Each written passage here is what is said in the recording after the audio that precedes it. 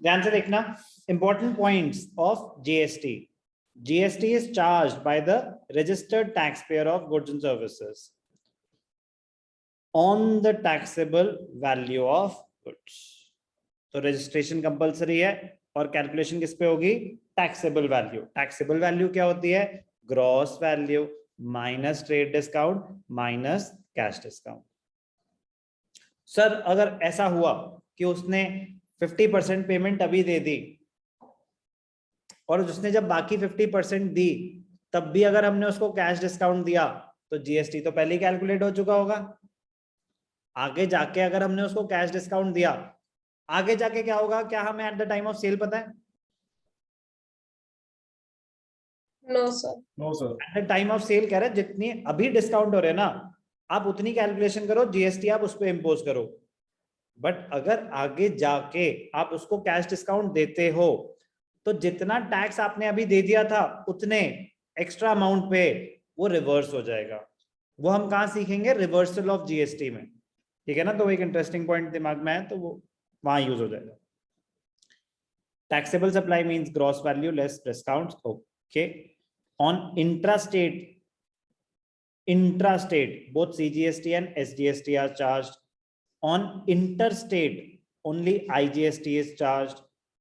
GST charged by the supplier is output GST and it is a liability.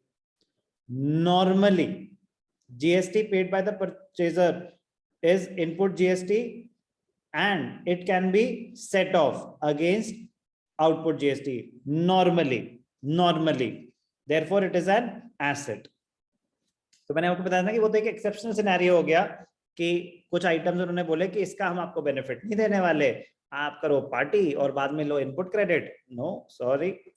तो normally input GST paid is an asset. Exceptional scenarios में it can be an expense. या ना? However in some cases GST paid is not allowed to be set off. In such cases, it is not an asset but a cost or an expense.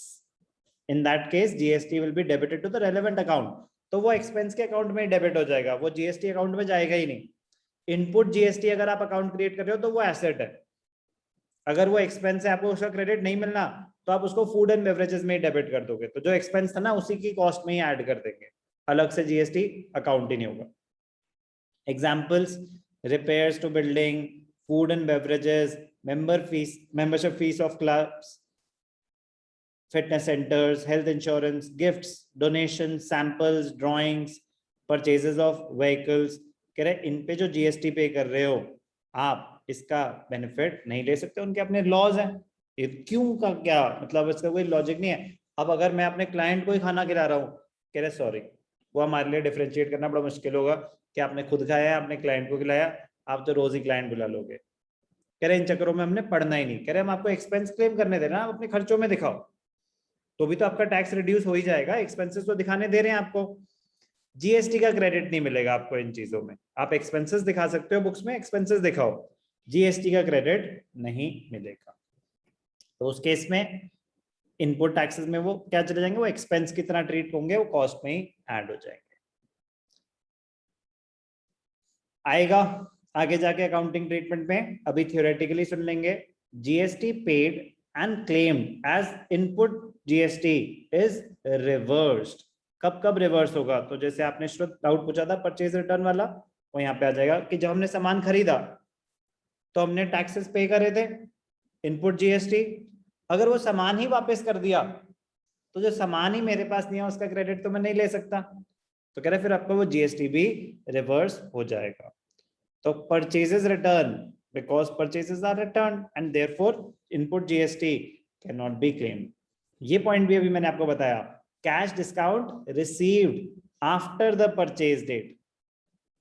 कह रहे GST is levied on taxable value which is after all discount. तो लेकिन अगर on the date of transaction मैंने payment नहीं करी थी तो मुझे उस टाइम पे तो कैश डिस्काउंट मिला नहीं होगा. एक हफ्ते के बाद मैंने पेमेंट करी और मुझे कैश डिस्काउंट मिल गया, तो जो मैंने पहले एक्स्ट्रा जीएसटी पे कर दिया था पूरी वैल्यू पे हो गया ना, टैक्सेबल वैल्यू. अब अगर मुझे 5,000 डिस्काउंट मिल गया, तो 5,000 पे जो मैंने टैक्स पे किया था वो टैक्स रिवर्स हो जाएगा। अगर आपने कुछ गुड्स विड्रॉ कर लिए, तो जब आपने सामान खरीदे थे, परचेजेस करी थी, तो आपने टैक्सेस पे करे थे, इनपुट जीएसटी दिखा रखा था, वो सामान आप घर ले गए, वो सामान आप बेचोगे फिर क्या मार्केट में बेच पाओगे?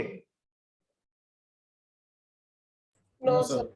वो सामान तो आप घर ले गए, तो जो सामान आप बेच ही नहीं पाओगे, उस सामान का क्रेडिट आप नहीं ले सकते, इनपुट टैक्स क्रेडिट, वो आपको ड्राइंग्स में ही एक्सपेंस की तरह मान लिया जाएगा। तो drawings, goods withdrawn for personal use, goods destroyed by fire, goods stolen, basically जो सामान आप बेच ही नहीं पा रहे, आप उस पे जो टैक्सेस आपने पे करे हैं, वो टैक्सेस का आपको क्रेडिट नहीं मिलेगा, वो टैक्सेस, इनपुट टैक्सेस जो आपने पे करे थे वो रिवर्स हो जाएंगे।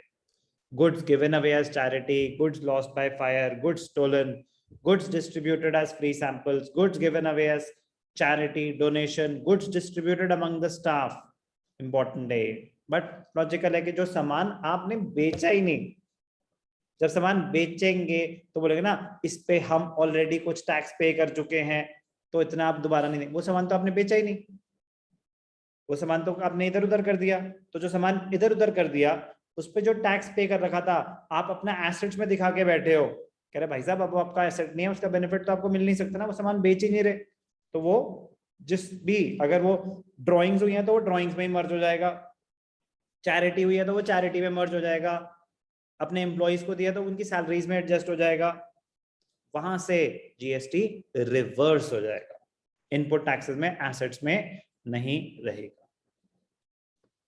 ऐसे ही जो आपने सामान बेचा है उस पे भी कब होगा रिवर्स? सेल्स रिटर्न हो गई, अगर किसी का सामान ही वापस आ गया तो अब मैं उसका थोड़ी ना टैक्स, अच्छा सामान भी वापस आ गया उसका जीएसटी भी मैं गवर्नमेंट को दे दूं, कह रहा ना इतना अच्छा नहीं है, तो अगर कोई सेल्स रिटर्न हुई है तो आउटपुट जीएसटी उतना रिवर्स हो जाएगा। ऐसे ही आगे जाके आपने किसी को डिस्काउंट दिया तो जितना आपने एक्स्ट्रा उससे जीएसटी पहले कलेक्ट किया था उतना जीएसटी रिवर्स हो जाएगा। कि मैंने 1 लाख का आपको सामान बेचा, कोई डिस्काउंट नहीं है अभी, तो 1 लाख के हिसाब से जीएसटी कलेक्ट कर लिया, 10 दिन के बाद आप पेमेंट लेके आए तो मैंने आपको डिस्काउंट दे दिया, तो जो पेमेंट लेके आए डिस्काउंट दे दिया, तो जो डिस्काउंट मैंने दिया है आपको उस पर जो जीएसटी पहले कलेक्ट हो गया था, तो अब मेरी टैक्सेबल वैल्यू चेंज हो गई ना, तो उतना जीएसटी रिवर्स हो जाएगा।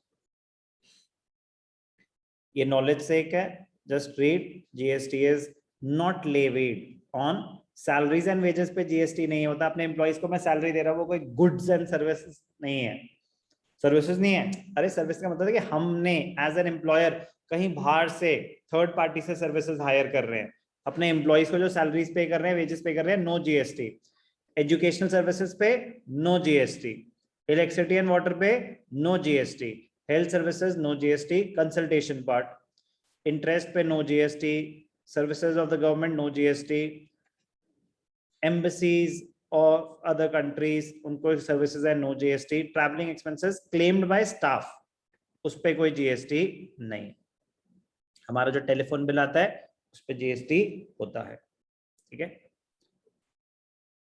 ओके, थियोरेटिकली लास्ट पार्ट, आगे जाके प्रैक्टिकली ये सब कुछ आएगा, अभी बस थियोरेटिकल इंट्रोडक्शन है, अभी ये सारी एंट्रीज में यूज हो जाएगा। एक चीज होती है रिवर्स चार्ज, एक चीज होती है रिवर्स चार्ज। ये रिवर्स चार्ज क्या होता है, ध्यान से देखना। कभी कभी GST is not charged by the seller but it is paid by the purchaser of goods और services in the government account. मैंने आपको कोई सर्विस प्रोवाइड करी, मैंने आपको कोई सर्विस प्रोवाइड करी, मैंने आपसे टैक्स कलेक्ट नहीं करा बट आपने पे करा, ऐसा क्यों?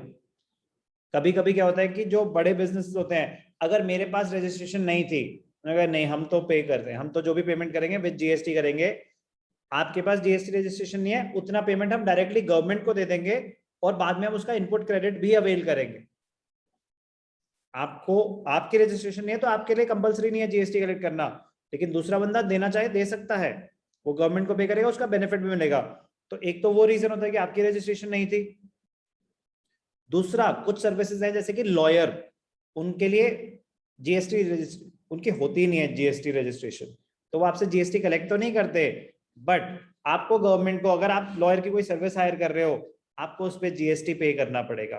तो कहेंगे कि हमें मत दो, डायरेक्टली गवर्नमेंट को दे दो, वो अपना काम उतना भी कम कर देंगे।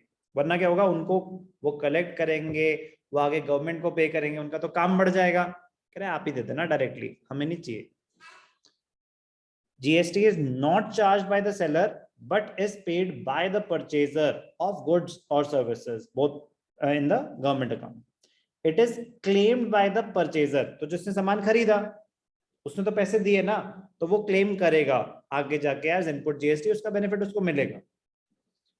Goods and services that are subject to reverse charge, purchase of goods or services from an unregistered taxpayer, जैसे मैंने कहा कि हम किसी सामान खरीद रहे हैं उसकी रजिस्ट्रेशन ही नहीं हो रखी, तो फिर उस केस में रिवर्स चार्ज इंपोज होगा।